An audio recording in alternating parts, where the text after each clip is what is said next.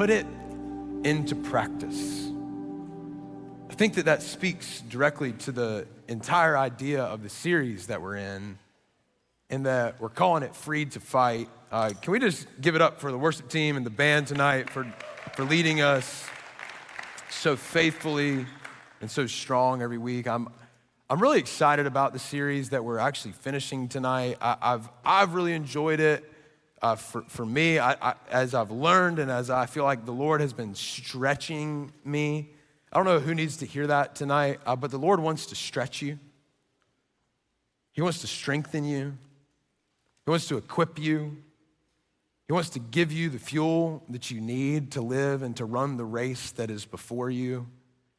And I'm believing that tonight will be hopefully a pivot point for a lot of us, where we've been kind of going through life on our own strength. And I pray and I hope that we leave and we walk out those doors tonight, or we log off the broadcast tonight with kind of a new sense of strength, because it's not our strength, it's God's strength. And the title of the message tonight is The Way of the Warrior, because yes, we have been freed from trying to manipulate and trying to provide ultimate victory, because Jesus declared that. We talked about that in week 1 of the series, but we have been called into the fight for our life. And if you were not here on week 1, I would encourage you to kind of go back on YouTube and look through part of it, because I think that it will kind of help lay the foundation as far as what are we talking about tonight. I think Mike did an incredible job last week talking about what does it look like to be freed from finding freedom in our focus and finding freedom in the dedication and kind of the attention of our perspective. And tonight I want to give you some really practical things about what does it look like to be the warrior in your life, to say, God, I'm gonna step into the battle and I'm gonna take back ground that the enemy has tried to lay claim to. Because I think if we're being really honest, and I'm not trying to be hyper spiritual, and if you're not a Jesus follower, I love you and I would love to talk to you. And if this weirds you out, I would love nothing more than to talk to you before you leave tonight. But I just believe that there is a part of our world that we can't really fathom and that we can't really understand because of the finite nature of our eyes. I believe to my core that there is a spiritual battle for your soul. It's happening right now. As you're listening to me, as you go to bed tonight, as you wake up in the morning, there are 2 distinctly different forces in the world that both want your soul. One of the forces wants your soul to add value to you, to love you, to build you up in the way that you were intended to be built up. The other force wants to destroy you. But this is not a part of the message, and it's a long one, so I gotta jump in at some point. But the thing that I want you to know is, as long as you are solely focused on yourself, you are in dangerous territory. Because the enemy can use your soul view of yourself to lie to you and to convince you of things that are fundamentally untrue, that the culture, that the world that we live in is absolutely convinced are true. And Jesus is saying, no. I am the way, and I am the truth, and I am the life. So I hope that kind of gives you some bedrock that we're gonna stand on tonight. A couple of years ago, I read a story of 2 Navy SEALs that were in Ramadi, Iraq, during the Iraq War. And they got separated from their unit. They were on an extraction mission trying to get somebody out, and they got separated from their unit, and they took a couple of turns down different roads because of some challenging circumstances that were coming out at them. And they kind of looked at each other and they realized how far away from their unit they had become. And as they began to kind of talk about what's our strategy here, we actually have someone with us that is not on our team necessarily, but okay, we've got to kind of search him. We got to figure out if he's a good guy or if he's a bad guy. We don't speak the same language. But what we know is that we're in very, very dangerous territory. And about that time that they were having that conversation, they looked up, and in the shadow of the corner of the street in front of them, they estimated around 12 people with large artillery rifles and rocket-propelled grenades coming around the corner. And they're like, okay, this could very well be the end. And they began to kind of look at each other and strategize, what's our way out?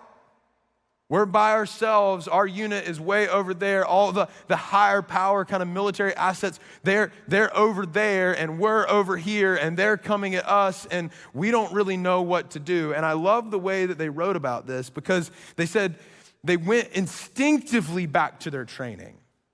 They went instinctively back to the things that they learned week in and week out, day in and day out, in Navy SEAL training and BUDS and all these different things that they had been pushed through, that stretched them, that hurt them in some ways, but they came out stronger. And the things that they kind of reverted back to was, I have to relax, I have to look around, we have to make a call.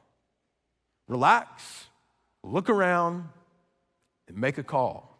And I think for you and for me, it's time in college or in your job right now, or in the conversations with your friend group and your family, or in the conversations with the person that you're dating, for you to relax for just a minute, for you to look around and evaluate the situation for a moment, and then really, really intentionally make a call to move closer towards Jesus. The end of the story ends well, particularly in this story. They get reconnected with their unit, and they obviously live to write about it, which is a beautiful story. But I love the things that they articulated about their mindset in that moment. One of the things they pointed out was that they knew their enemy. They knew how they fought. They knew how they acted. They knew their priorities. They knew what they were willing to do, what they were willing to give to hurt them. They had studied it. They had been diligent in it. But they had also been through immense training, but they also had deep faith and trust in each other because they were in it together. And I think that is such a perfect analogy for what it looks like for you and me. Tonight, I want to talk about getting to know our enemy. I want to talk about what it looks like for us to practice the way of Jesus. That's why we gave, hopefully most of you got a bookmark on the way in where we typed out all of the practices of the spiritual life. We're actually going to talk about those in detail in just a moment. But I also want you to know that if you're going to find the way of the warrior, if you're going to fight and take back the ground that has been taken from you in your life, you're going to have to do it full of faith. So primarily tonight, we're going to talk about the practices of following Jesus, but ultimately kind of in the beginning, I want to talk about how we get to know our enemy. And I love the way that the scripture teaches us about the enemy. I love in John 8:44, Jesus says and identifies the enemy as when he lies, he speaks his native language. I think that's such a clear description. He says that he is the father of all lies. And I was talking to my friend yesterday. We were literally just walking through the hallway having a casual conversation about the devil. Because that's, I guess, what you do when you're a pastor. You just talk about stuff like this all the time. And he said something I believed to my core, but it was such a good reminder for me. The enemy doesn't have any ability to create anything new, but he does have the ability to corrupt everything that we face in this life.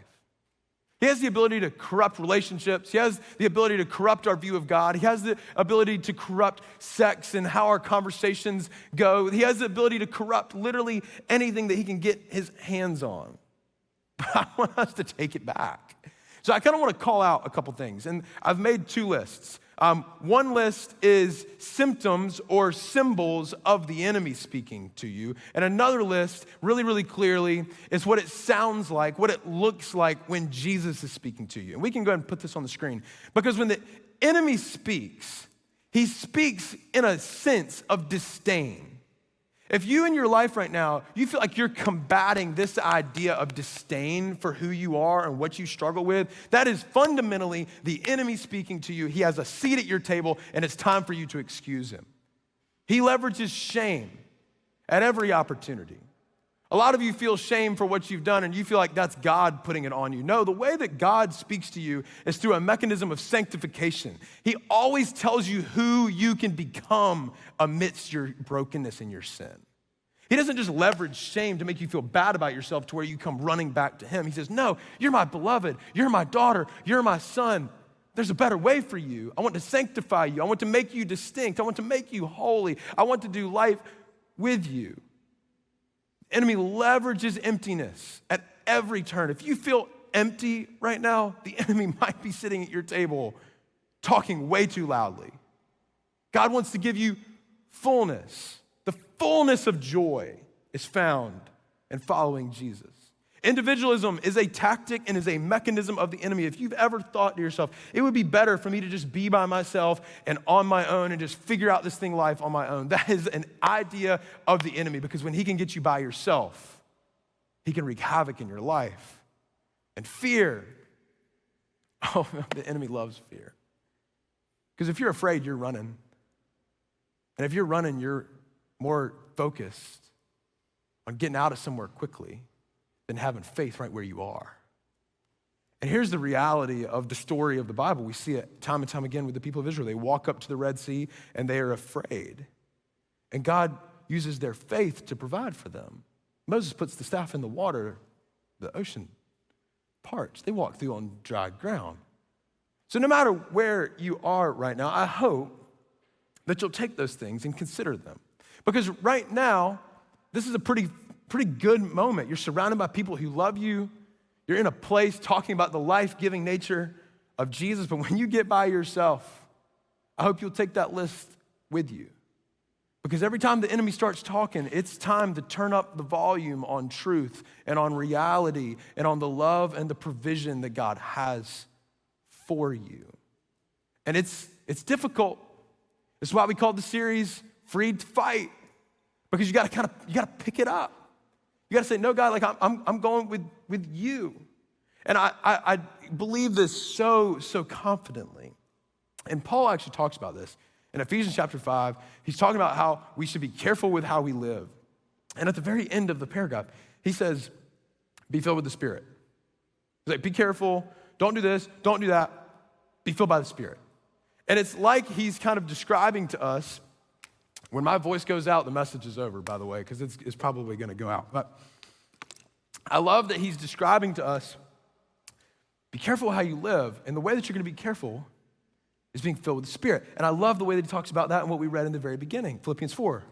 Whatever's true and whatever's noble and whatever's admirable, think on such things. Count on these things. But put it to practice. And I think for you and for me, we are constantly facing adversity. And I think that adversity is the lead thing that combats us from being able to live in the way that we are intended. And I think for you and I, if we were to be really honest in our generation, we absolutely loathe adversity.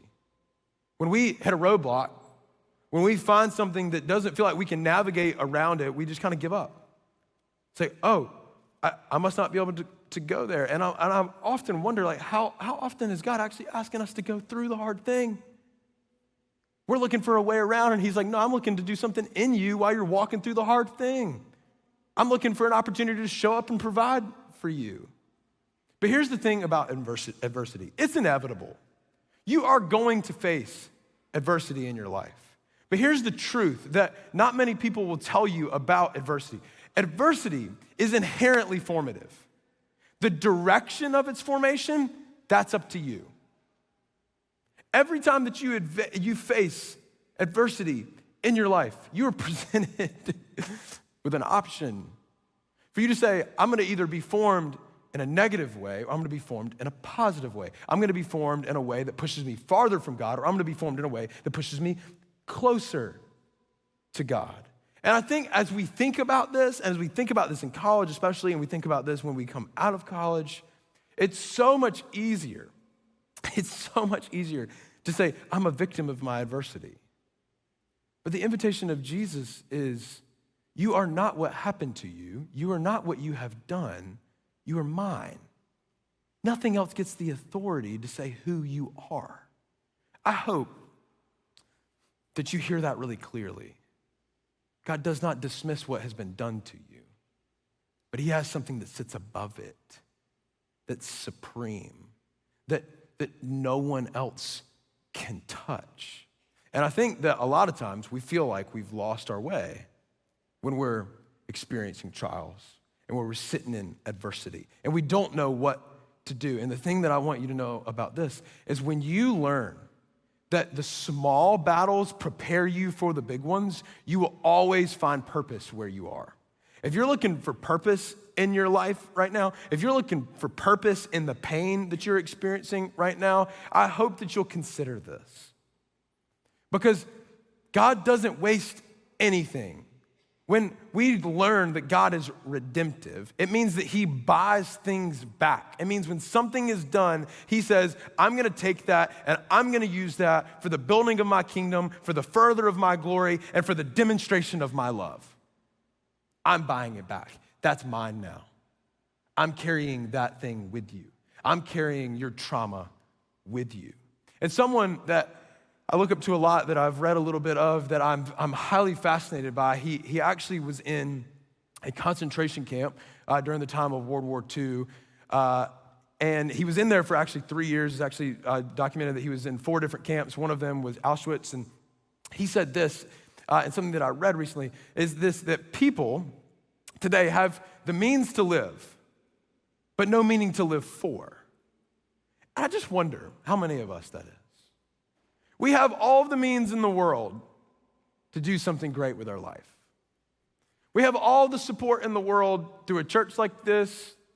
A lot of us in the room have very supportive families, and some of us do not. And I pray for you, and I'm for you, and I will walk alongside of you if you do not. But a lot of us in the room, we have a lot of support. We have a lot of means at our fingertips to live. We have no meaning to live for. We might say that we believe in God. We might say, we go to church. We read our Bible sometimes. We watch a few sermons every once in a while. Or we kind of listen during the message on Tuesday. We do all these different things. But it's like, what meaning does your life have? Like, what have you committed about your life to God? Another way to ask that would be like, what have you let go of? Because I think when it comes to spirituality in our world, I read a Psychology Today article that talked about spirituality in our world today, because there's so many different ideas of what it means to be spiritual. And a fascinating conclusion that came from the article is this, is that they believe in the article that there's 8 billion different versions of spirituality, meaning that everyone gets to define spirituality for themselves. And I humbly, fundamentally disagree. The way of Jesus, the presence of Jesus on earth, makes it really, really clear. Acts chapter 2, when the Holy Spirit comes, makes it super clear what spirituality is. And the definition that I would submit to you today is that true spirituality is being in step with and oriented towards the Spirit of the living God. This is why Paul in Ephesians 5 gave us an instruction and then said, be filled with the Spirit. Because being truly spiritual in the way of Jesus is being in step with the Spirit. Meaning, when you take a step forward in life, you're like, I'm going with the Spirit. If the Spirit's not going there, if the Spirit doesn't approve of that, I'm not touching it because I'm fighting for my life. I'm taking back the ground that was taken from me wrongfully because the enemy doesn't get a seat at my table. Because I'm a daughter and I'm a son of God, right? It also means that we've got to constantly orient our perspective towards the truth and the reality of God's Spirit. And in 2 weeks, we're going to talk about fear. If you've ever been afraid before, you cannot miss 2 weeks from today. And the correlation between God's Spirit and the absence of God's Spirit and the presence of fear. I believe that they're directly connected, but that's not the message tonight. All right, so another thought is this, is our culture has a lot of enthusiasm and not a lot of endurance. Have you noticed this? We can get so excited about something, but the minute that it gets hard, we kind of pull back. And here's the reality I think is true for us, and I say this very, very humbly, is that we have enthusiasm about what makes us feel good. And I think that a lot of times that stands in opposition to endurance, to holding on to what is good. Because we're so focused on what makes us feel good that we get distracted from running the race marked out for us of holding on to what is good. And if we're focused on what feels good then we are going to consistently miss the presence and the reality of Jesus. This is what we talked about week 1, Hebrews chapter 12. Run with endurance or run with perseverance the race marked out before you, insinuating that it's difficult to live in the way of Jesus. It's challenging to live in the way of Jesus. And I love the way that Jesus talks about what does it look like to be his disciples. If you have your Bible, jump to Luke chapter 9 really quick. And this comes right after Jesus is asking Peter who he says that he is. And Peter responds that he is Messiah, the Lord.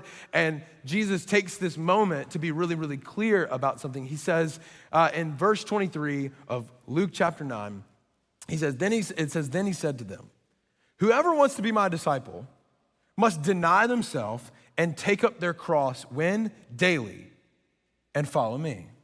A couple people have a shirt on tonight that says this. I think it's brilliant. We have to become good at taking up our cross. And I love to point out that when Jesus said this, he hadn't gone to the cross yet. He was actually using this to kind of describe what was to come, and no one was quite understanding the fact that he would actually die and that he would actually raise again from the dead, defeating death and defeating the power of sin. And I love that he uses this to demonstrate his calling, his purpose. For the joy set before him, he endured the cross, insinuating that the cross was his calling. And he said, I came to do that. And I'm asking you to pick up your cross and to follow me. When? Follow me daily, every single morning, every single lunchtime, every single dinner, every single moment in between. I want you to follow me. But what does it come after? Denying yourself. Which introduces 2 ideas for me. Character and competency. We have got to become a culture that values good and deep character. Character that's forged in the midst of adversity. Character that says, I'm trusting God for who I am, which determines what I am, which then determines what I do, which informs my competency. And my competency is how effective am I at living in the way of Jesus, at applying the practices of Jesus. So if you have your bookmark, I would love for you to grab it really quick. And we're going to put these on the screen and talk about them really quickly.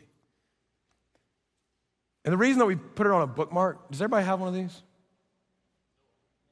No? Okay, we'll get you one if we have enough. And if we don't have enough, we'll print more. Okay. The reason that we put it on a bookmark is we want you to read. Leaders are readers. If you want to be a leader in life, you need to begin reading. Outside of your textbooks, might I add.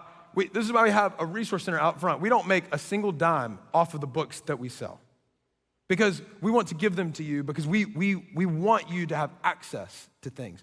But we gave it to you on a bookmark because 1, it was Anna Claire's idea, and 2, to make it sound more spiritual, is we want you to use this in your day-to-day life because the practices of the spiritual life, these all come out of the way of Jesus, by the way. If you went and you studied Matthew, Mark, Luke, and John, and Acts, I believe that you would find these things, whether they were directly in Jesus' life or in the life of Jesus' closest followers. Silence and solitude. I am horrible at silence, and I am horrible at solitude, which means that's something I've got to really be diligent about. Because a lot of us in the room and a lot of us watching online, we're not hearing from God, but we're not being quiet very often either. What if it was like, whoa, I've got to apply the practice of Jesus by going away into a quiet place and listening for the voice of my Father in heaven. I've just spent some moments in quiet. I got to spend some moments without Instagram. I got to spend some moments without TikTok. Maybe got to spend a couple days without those things to allow my soul to rest. I love how Jesus prays. Notice, he's always praying, Father, your will be done on earth as it is in heaven. What if we were a generation of people that just prayed that every day? God, I pray that your will be done on earth as it is in heaven. Fasting. No one likes to not eat. And I think that this could be one of the ones that's like kind of retired in church. Like, oh no, we don't do that. But here's the beautiful thing about fasting is we give up something that we love to remind our body and our soul that we're relying on the strength of God. What does that do to the enemy? It puts him on notice of, oh, this person's actually like really trying to fill every gap of their life with God's power and God's presence. We've got to move faster. Reading the Bible, community, Sabbath, church gathering, confession. Confession's another one I think a lot of people would consider something that only the Catholic Church does. And by no means are we going to set up booths down front and invite you to come just tell us all of the things that you did last night. But the thing that I would ask you is, does somebody know everything about your life? No, seriously. Is there somebody in your life that knows everything? And I'm not saying everybody's got to know everything. Please don't do that. Please don't do that. But somebody represented in your life needs to know what you're struggling with. I have a friend of mine. I had lunch with him back in December before he went away for Christmas. And we get to the end of the lunch, and he does a check-in. He asked me 5 questions. I'm like, I've never had a lunch meeting before where anybody else has asked me a question, much less 5 questions. He was like, how's your emotional health? How's your mental health? I was like, bro, you're getting in my space right now. And he's here, so this is awkward. But it was so good. It was like, this is what I'm made for, life exchange, not to just walk by people in Chick-fil-A. It was the second booth in case you were curious. I love communion. And I mean this by the bread and the cup, remembering what Jesus did for you. Worship by singing. I love the distinction singing in this, because you can live a life of worship to God, but singing activates something in your soul that has been used for thousands and thousands and thousands of years. Teaching and learning, serving, simple living. You don't have to have everything. That could be a spiritual practice of yours. Celebration can be a spiritual practice. Gratitude can be a spiritual practice. Giving. Because here's the thing, a lot of us in this room and watching online, we kind of grew up distant from church, and giving wasn't really a part of our rhythm, and giving really hasn't made its way into our rhythm yet, but we are called to be givers. And if you need a reason that's new covenant, Jesus gave everything. Because if you think about the tithe and it being old covenant, and that's a problem, that's kind of a tension point, the thing I would encourage you with is our God is a giver inherently. And if we're to walk in his way, we've got to be generous. Evaluation. I put this on the list because I believe it very, very specifically. We can kind of live throughout our life very, very easy and not evaluate what's actually happening in our life. And I think that meditation is the way that we really evaluate. And I think meditation in Eastern philosophy is this idea that we sit and we allow everything to escape our mind. And meditation and the Jesus philosophy and the Jesus way is we sit and we set our mind on Christ and Christ alone. A couple of minutes ago, before I walked out here, I went over into our offices, I put my headphones in, and I listened to 2 worship songs. I didn't speak to anybody because I wanted to meditate and set my mind firmly on the foundation of Christ. And I think when you think about all the different stories of the Bible and all of the different people of incredible faith that's actually kind of listed out in Hebrews chapter 11. It's often referred to as kind of the Hall of Fame of the New Testament, where it looks back at all these different ancient heroes of the faith who chose faith amidst incredible adversity and uncertainty. One of the people that you will find in there is a guy named Joseph. And the story of Joseph happens between Genesis 37 and Genesis chapter 50. And the story of Joseph, I wanted to go into deep detail into Joseph's life, but that would be a very, very long series because it's an incredibly long and beautiful story. So I want to summarize it for you. If you did not grow up in church or you have not heard the story of Joseph, it goes a little something like this. Joseph was one of 12 brothers. He was the second youngest, but he was the oldest son of his mom, Rachel. They had multiple wives back then. That was kind of their thing. But Jacob was his dad. Jacob, eventually his name was changed to Israel. And Jacob, his favorite wife was Rachel. So then when Joseph comes along and he was the oldest of her kids, he was like, you are going to kind of be treated in a lot of ways as my firstborn son. So he treated him better. He gave him an ornate robe, as it's recorded in Genesis. Some people kind of get that to be a coat of many colors. There's a whole lot of different theology around that. That doesn't really matter for the moment. But Joseph kind of begins to kind of take his position of favor in his house kind of seriously, and he has 2 dreams, and he comes to his brothers and he tells them about the dreams. And the dreams kind of articulate this reality where they're bowing down to him. It's kind of a weird situation. Like, I don't know how your brother or your sister would take that. If you walked up to them and said, hey, I had a dream last night, and we were stalks of corn and you were bowing down to me. I don't think they would like that very much. But nonetheless, they began to kind of resent him for the love that his dad had for them. And one day when they were away at Shechem watching their flocks, it's a place located away from where they were staying at the time. And they see Joseph walking up, and his brothers say, this is our opportunity. Let's end this problem. Let's take him out. So then there's like a big kind of argument between the brothers, and then they kind of arrive at this conclusion, well, he's our brother, so let's not kill him. Let's throw him in a pit, and then let's throw him into slavery. So they sold him into slavery. They took his robe back. They lied to his dad, et cetera, et cetera, et cetera. He ends up getting taken to the country of Egypt, where he is a slave in the country of Egypt, and he works up in Potiphar's house, who was a general and kind of a commander in Egypt at the time. He gets to where he's in charge of Potiphar's house. He's leading all the different things that Potiphar does. Potiphar's wife walks in today and says, you're tall and you're handsome. You're looking really, really good.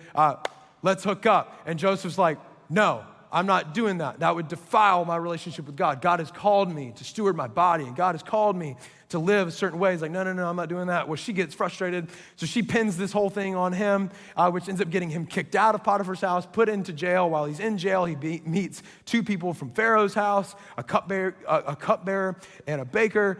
They have dreams. He tells them what their dreams kind of mean. One of them ends up dying. The other one goes back to Pharaoh's house. And totally forgets about Joseph. It's one of the saddest verses in all of the Old Testament in my mind. It says that the cupbearer forgot about Joseph and the way that Joseph contributed to him. Long story short, Pharaoh has a dream. He wants it interpreted. He sends the cupbearer back to the jail, gets Joseph. Joseph comes and interprets Pharaoh's dream. Pharaoh's like, okay, cool, that makes sense. Our country's about to go into an immense amount of famine. So he brings Joseph out of jail and puts him in charge of all of Egypt, second only to Pharaoh. And Joseph pulls together everybody's crops and begins to prepare for the famine. The famine begins to happen, and Jacob and his family don't have any food. His dad and his family don't have any food, so they come to Egypt, and they don't know that Joseph is there. They definitely don't know that Joseph is leading the country, essentially. The brothers come in, they have crazy interactions where Joseph ends up revealing who he is, and then all of a sudden, you kind of fast forward through time to Jacob and his brothers moving to Egypt, Joseph being gracious to them, being kind to them. And Jacob, his dad, dies. And when his dad dies, all of Joseph's other brothers get really, really scared that Joseph is about to rain down hell on earth on them for what they did to him. So this is where we're gonna jump in to Genesis chapter 50, because I want you to read this and to highlight this and to come back to this. Genesis 50, 19 through 21, it says this, but Joseph said to them, remember, they're stressed about what's about to go down.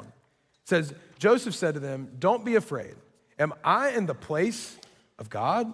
You intended to harm me, but God intended it for good, to accomplish what is now being done, the saving of many lives. So then don't be afraid. I will provide for you and your children. As he reassured them and spoke kindly to them. Here's my question, is how did Joseph choose that as his posture?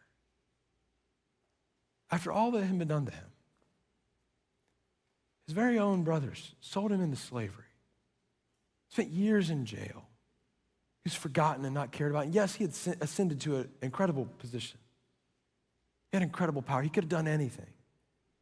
And his response was, I'm going to speak kindly to you. I'm going to have compassion on you. Here would be my theory. Joseph,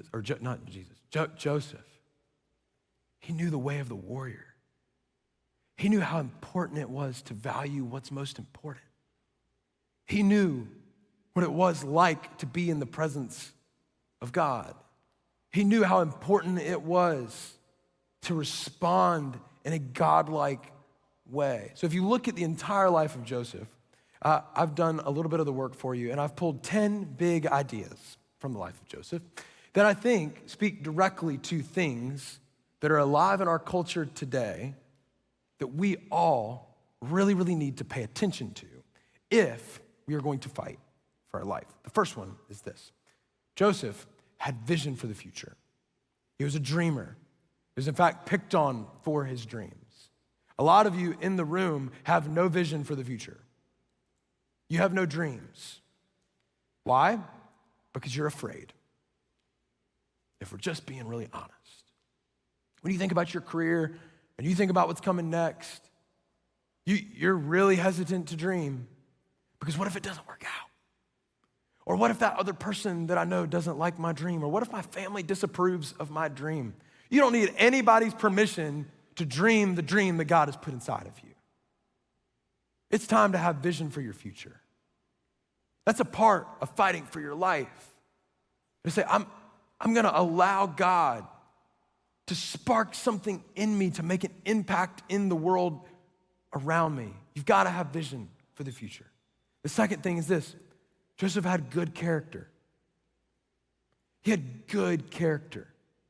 He was who he said that he was. He wasn't someone different behind closed doors. When Potiphar's wife came to him and tried to sleep with him, he said, no. I'm honoring God. I'm following God.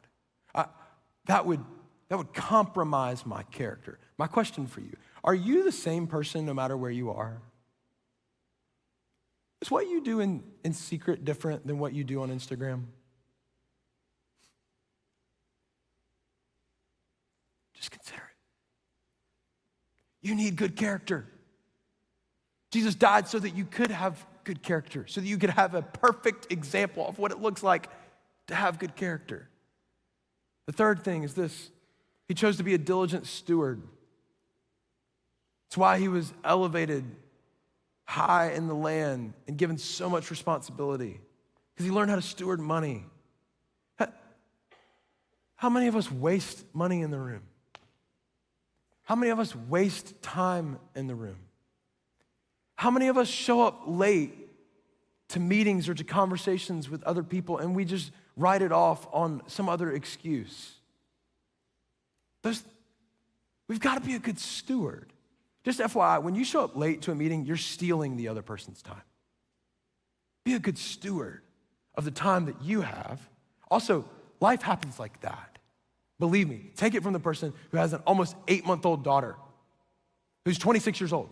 Like literally 3 years ago, I was not thinking about having kids. I was running sound in the back of the room, and I was like, this is what I'm gonna do for the rest of my life. And then now all of a sudden, I have an 8-month-old daughter, and I'm not gonna talk about that. But like, there's things coming in my life. Maddie's not pregnant. Gosh, I don't know why I led you there. I'm really, really sorry. That's not happening. Quiet. The next thing that Joseph did is he chose to emulate God. When people talk to you, do they see God in you? To put it differently, when people hear you talking about other people, do they hear the voice of a loving, compassionate, and kind Father? Do they see God in your life? If they don't, it's time for them to. I hear a lot of conversations about evangelism in our world today, where we need to be evangelizing. And we need to be giving people tracts. And we need to be giving people notes. And all of those things are good and true. But the best evangelism strategy that you will ever have is to emulate God. Is to act as God acts. Is to do as God does. It's to follow in the footsteps of Jesus. The next thing that he did is he chose to have others-oriented relationships. When he was friends with the cupbearer and the baker in prison, he didn't say, it's your own problem. I'm in jail and I'm mad that I'm here. He said, no, I'll interpret your dream. I'll allow God to interpret your dream, but I'll be your servant. And when you forget about me, I'm gonna remain faithful. Because it's really quiet in here, we can make it more quiet. In your sex life, is it others-oriented?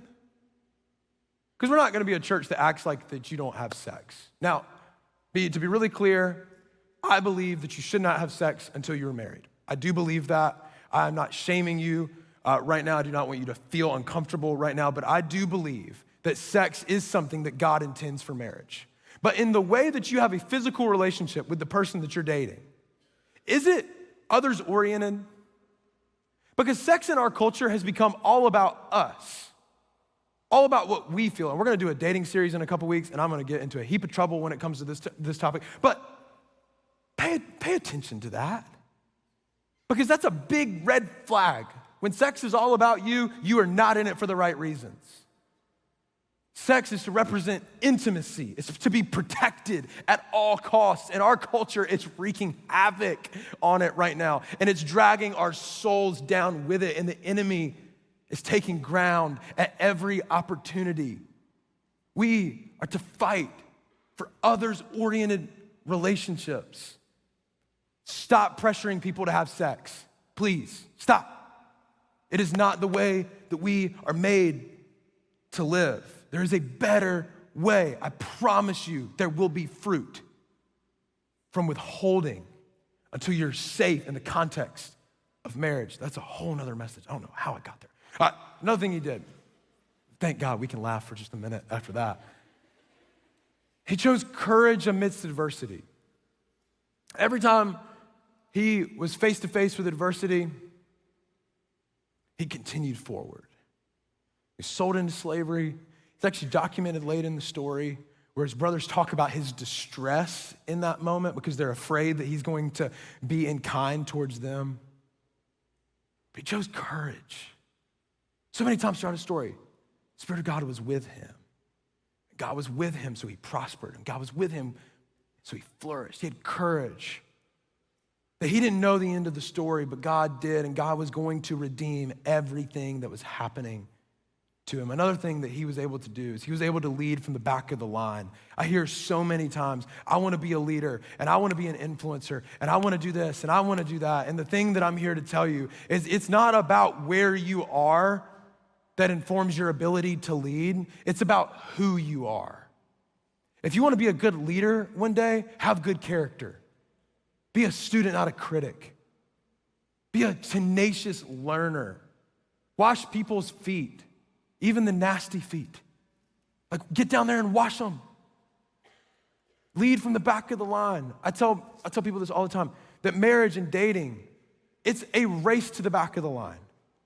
In my house, and I don't do this perfectly, but every time I'm presented with an opportunity to kind of check out, I have to remember, my job is to serve my wife. My job is to lift her up, is to love her and to care for her and just support her. If you want to be a leader, you've got to learn how to lead behind the scenes and at the back of the line, far before you get at the front of the line. Or else if when you get to the front of the line, you will not have the experience that will help you stay at the front of the line and a person of good character. Another thing he did was he chose humility and victory. And a lot of us in the room struggle with this. When we're living a good life and we feel like we're on the straight and narrow, it's everybody else that's the problem. And we're walking around calling out things and we're missing the plank in our own eye. If we feel like we're in a victorious moment in life, we've got to choose to be humble. Jesus didn't flaunt his perfection. He was gentle and humble at heart. When he came across somebody that was struggling, he had compassion on them. That's got to be our response. When his brothers came to him and he was in the high place, when he was victorious, he had humility. The final thing is this, is he had an enduring faith. He chose to have a faith that endured trials and tribulations. He pushed through the difficult things, holding on to the reality that God was going to be with him and God was going to provide for him. To the point at the very end of his life, it's actually recorded in Hebrews chapter 11, that he had so much faith that God was going to come through on his promise to Abraham, his granddad. And that promise was to bless all nations. And how did God intend to bless all nations?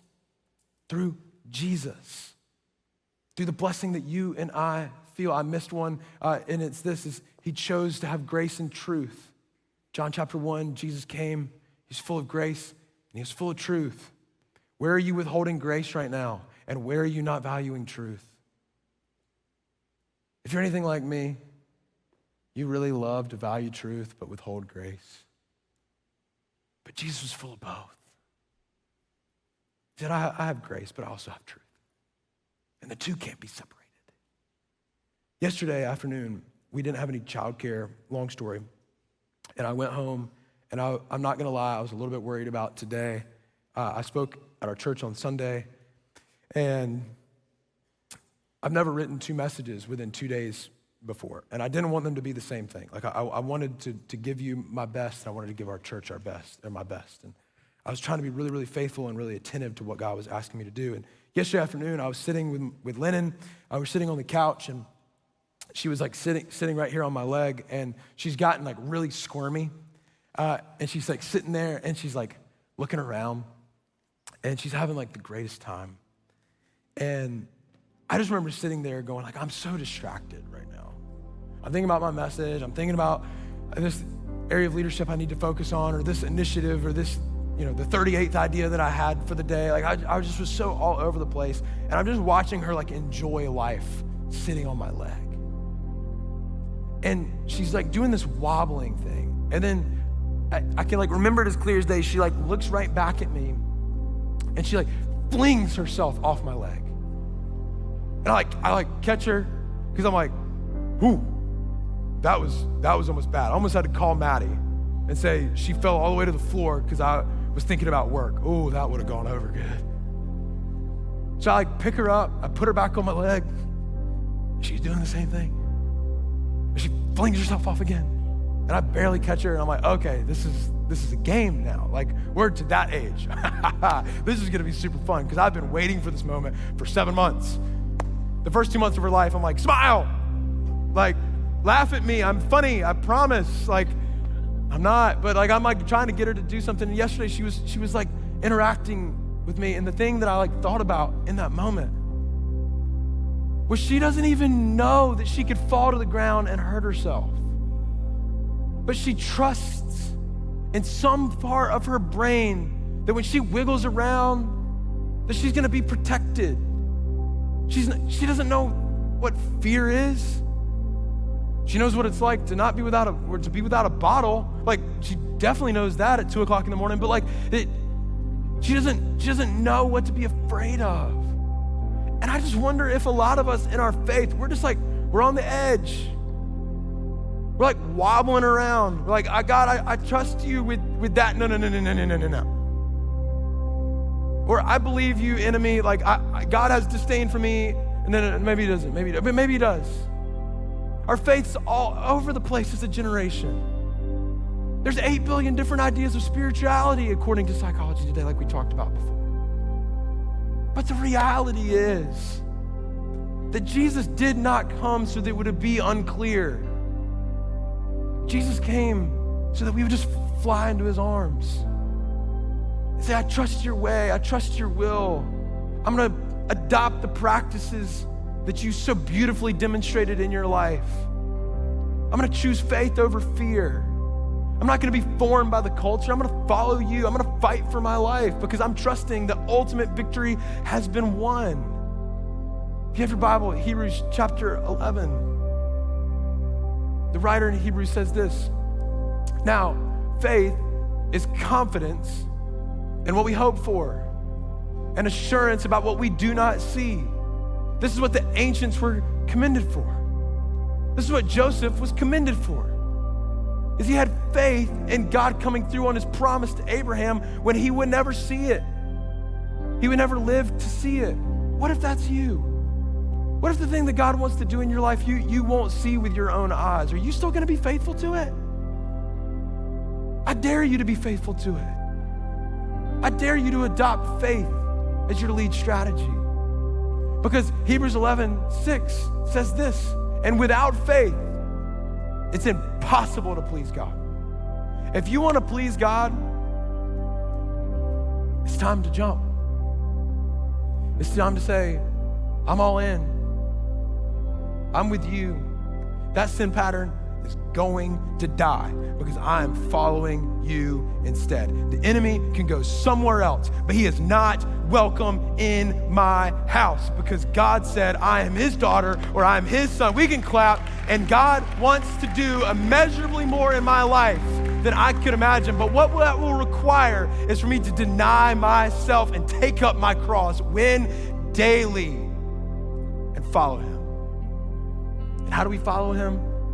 How do we please him? We choose faith. The way of the warrior is we know the strategy of our enemy. We practice and live in the way of Jesus, and we choose to be full of faith. That's your calling. That's your purpose. And it's secure in heaven. Jesus, thank you for your provision and your hope and your promise. God, I just pray and ask that in this moment and in this room and for everyone watching online, that just a new level of faith would rise. For us to look back at the people who have come before us, the fathers and mothers of our faith of old, and we would see their faith in the things that they couldn't yet see and be inspired by it and be empowered by it. God, thank you for the example of Joseph and his decision to have really good character and really good competency at following you.